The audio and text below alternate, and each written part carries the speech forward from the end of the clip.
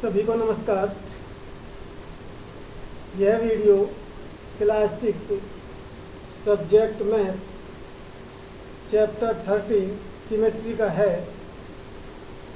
देखिए, इस वीडियो को सुन करके आप सिमेट्रिकल फिगर क्या होती है, कितने प्रकार से सिमेट्री होती है, उन सब चीज़ों के बारे में आप जानकारी प्राप्त करेंगे और आपकी जो एक्सरसाइज 13 है आप उसको भी सोल्व कर सकते हैं। सिमेट्री क्या होती है? Students identify congruent shapes. Congruent shapes are the same size and same shape. ऐसी फिगर जिनका साइज सेम होता है और शेप भी इनकी सेम होती है, ऐसी फिगर को हम सिमेट्रिकल फिगर कहते हैं। एक होती है सिमिलर फिगर, वो देखने में एक जैसी लगती है। नेक्स्ट क्वेश्चन है आपका, जैसे आपके सामने ये दिखाई दे रहे हैं आपको ट्राइंगल्स। ये ट्राइंगल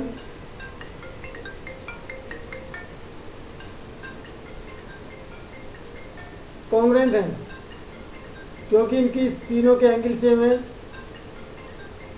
तीनों एंगल सेम है और तीनों साइड इसकी सेम है। ये आप देख रहे हैं यहाँ पर, ये नॉट कॉन्ग्रुएंट है।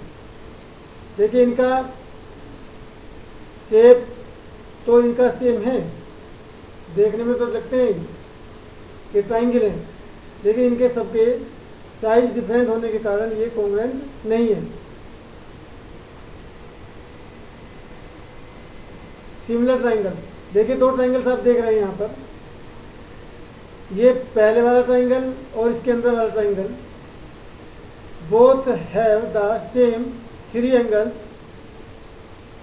3 साइड्स, और इनका जो शेप है वो भी एक जैसी है, लेकिन साइज इनके अलग अलग होने के कारण ये सिमिलर ट्राइंगल है।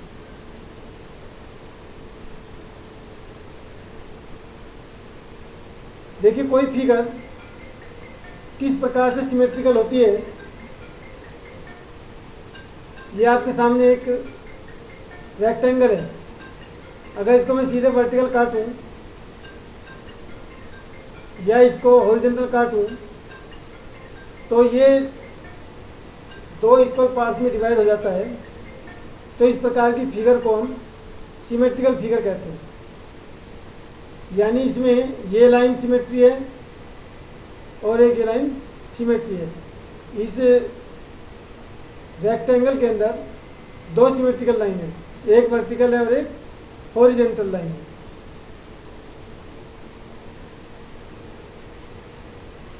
देखिए, आपके सामने ये कुछ और पॉलीगॉन्स दिए हैं जिनमें सिमेट्रिकल लाइंस बनाई हैं। इक्विलेटरल ट्राइंगल्स, इसमें 3 है। स्क्वायर, स्क्वायर में 1 2 3 4, वर्टिकल, हॉरिजॉन्टल और 2 डायगोनल्स के हिसाब से भी जो स्क्वायर होता है वो सिमेट्री होता है। रेगुलर, पेंटागन, ये भी, और ये क्या नाम तुम्हारा, इसमें 5 होती हैं और इसमें 6 साइड होती हैं।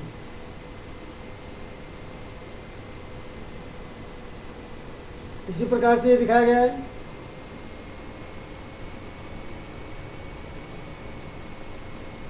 इसमें भी ये सिमेट्रिकल लाइन है। इसमें आप देख सकते हैं डिफरेंट टाइप की फिगर्स हैं और उनमें सब में सिमेट्रिकल लाइन अलग अलग हैं। ये आप सर्किल देख रहे हैं, सर्किल में तो इन्फिनिट होती हैं। Making symmetry figures in blot device.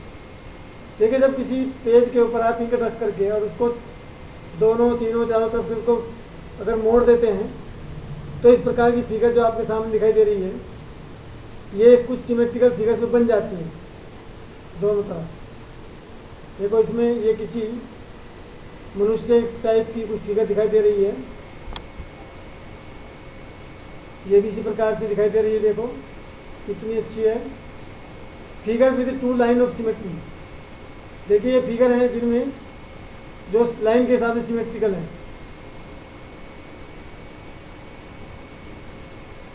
ये आपके सामने फिगर्स का नाम दिया है, नंबर ऑफ सिमेट्री लाइन दी है, और ये फिगर में लाइन को बना करके ड्रॉ करके भी दिखाया गया है। इसमें एक शब्द आ रहा है आपके सामने, order of rotational symmetry.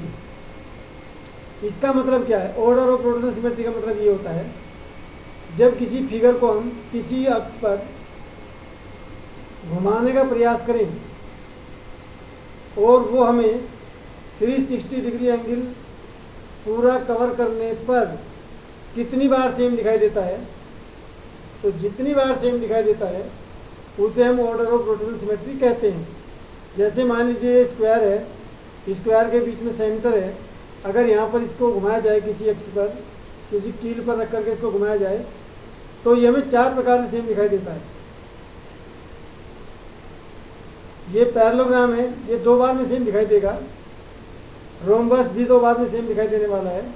Equilateral triangle 3 बार में सेम दिखाई देगा। हेक्सागोन 6 बार में सेम दिखाई देगा। और सर्किल को अनकाउंटेबल अनलिमिट ये हमको सेम दिखाई देने वाला है। इसे बोलते हैं ऑर्डर ऑफ रोटेशनल सिमेट्री। ये आपका जो फिगर दी है इसे आप रिफ्लेक्शन सिमेट्री भी बोल सकते हैं कि अगर हम इस चीज़ को, इस प्रकार की फिगर को किसी शीशे के सामने रखें तो हमें इस प्रकार से पूरी इधर दिखाई देगी। जितना हिस्सा इधर है उतना हिस्सा इधर दिखाई देगा। जैसे ये 2 पक्षी आप देख रहे हैं, अगर किसी पक्षी को किसी लेंस के सामने रखा जाए, शीशे के सामने रखा जाए, तो उसकी जस्ट फिगर, इसे बोलते हैं रिफ्लेक्शनल सिमेट्री।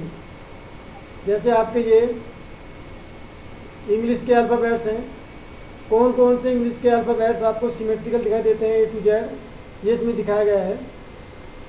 ये सब AHIMOTVUWXY, ये हमें रोटेशनल सिमेट्री माने किसी दर्पण के सामने रखने पर हमको सेम दिखाई देते हैं। जैसे स्टूडेंट्स का दिखाई दे रखा है, ये दिखाई दे रखा है आपको। देखो शीशे के सामने कोई पेज अगर हम रख दें, कॉपी किताब रख दें, तो वो सेम दिखाई देती है। ये रंगोली पैटर्न है, आप देखिए, ये सब कॉन्ग्रुएंट फिगर है, सेम दिखाई देने वाली फिगर है। जिस प्रकार से देखो आप रंगोली बनाते हैं उसमें भी ये कॉन्ग्रुएंट फिगर होती है। रोटेशनल सिमेट्री ये बताया है कि घूमते घूमते जब कोई चीज़, कोई वस्तु एक जैसी दिखाई देती है, सेम दिखाई देती है, तो उसे हम रोटेशनल सिमेट्री कहते हैं। देखिए जैसे मान लीजिए ट्रायंगल को हम घुमा रहे हैं इसको, तो एक बार ये हमें दिखाई देगा, फिर इतना घूमने पर दिखाई देगा, फिर इतना घूमने पर सेम दिखाई देगा। इसी प्रकार से आप ये देख रहे हैं, ये इक्विलेटरल ट्रायंगल है, और ये इक्विलेटरल ट्रायंगल में 120 डिग्री पर घूमने पर ये हमें सेम दिखाई देता है। तो ये इसका बोला जाता है angle of rotation. Order of rotation कितनी बार में सेम दिखाई दे रहा है और जितने एंगल पर घूमने पर सेम दिखाई देता है उसे हम बोलते हैं एंगल ऑफ रोटेशन। जैसे कुछ फिगर दिए हैं, इनका ऑर्डर ऑफ रोटेशन दिखाया गया यहाँ पर। ऑर्डर ऑफ रोटेशन सिमेट्री ये 2 बार सेम दिखाई देगी, ये 1 बार सेम दिखाई देगी। Number of axis of symmetry, इसमें 0 है, इसमें 0 है, इसमें 1 है, इसमें 3 है। रोटेशनल सिमेट्री जैसे आपको देखो, ये आपका एक स्क्वायर, और ये स्क्वायर 90 डिग्री के एंगल पर घूमने पर हमको 4 बार में सेम दिखाई देता है। तो इसका एंगल ऑफ रोटेशन 90 डिग्री है।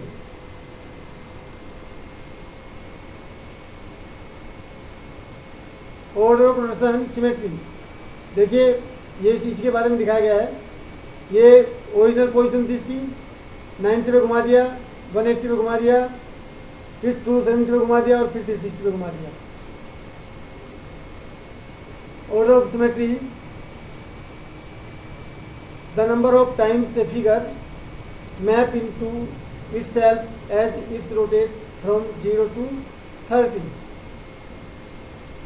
और मैग्नीट्यूड इक्वल टू 360 को अगर हम ऑर्डर से डिवाइड कर दें तो वो एंगल निकल जाएगा कितने पर वो घूमते घूमते सेम दिखाई देती है। जैसे यहाँ पर दिखा दिया आपको square, rectangle, rhombus, equator, triangle, diagonal, hexagon, circle, semi circle, ये इनके सेंटर ऑफ रोटेशन है, ऑर्डर ऑफ रोटेशन है और एंगल ऑफ रोटेशन दिखाया गया है।